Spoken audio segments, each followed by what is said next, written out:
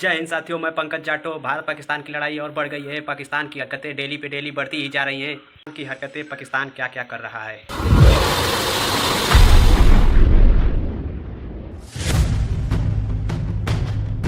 भारत और पाकिस्तान के बीच तनाव लगातार बढ़ता ही जा रहा है। ऑपरेशन सिंदूर के बाद पाकिस्तान इस कदर घबरा गया है कि वो लगातार भारत पर रात के अंधेरे में मिसाइलों से हमला कर रहा है। कभी जम्मू कश्मीर पर हमला किया जाता है तो कभी राजस्थान के पोखरण में मिसाइल से अटैक किया जाता है।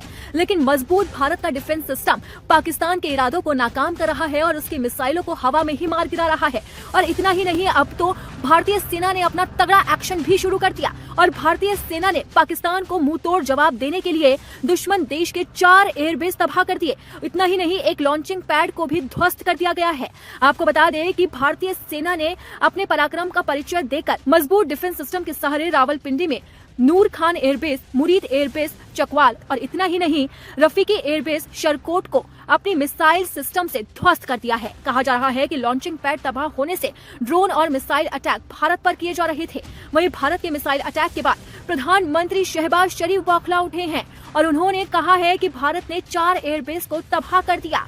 और उन बौखलाहट इतनी ज्यादा बढ़ती जा रही है कि शहबाज शरीफ अब बिलबिलाने लगे हैं और वो कहने लगे हैं कि इन हमलों का हम जवाब देंगे। इतना ही नहीं, उन्होंने नेशनल कमांड अथॉरिटी की बैठक भी बुला ली है।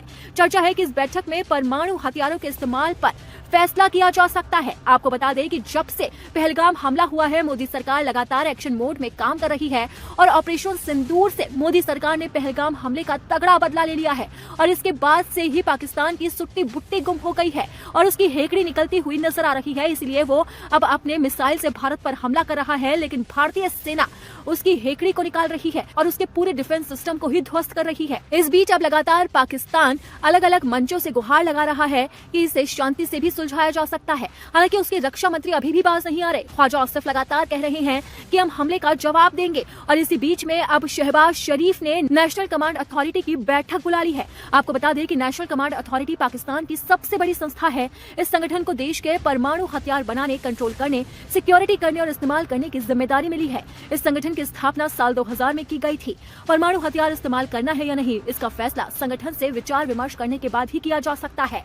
और इस धमकी के बीच अब शहबाज शरीफ ने मीटिंग बुलाई है, लेकिन भारतीय सेना अपने पराक्रम का परिचय देकर पाकिस्तान का मुंह तोड़ जवाब दे रही है।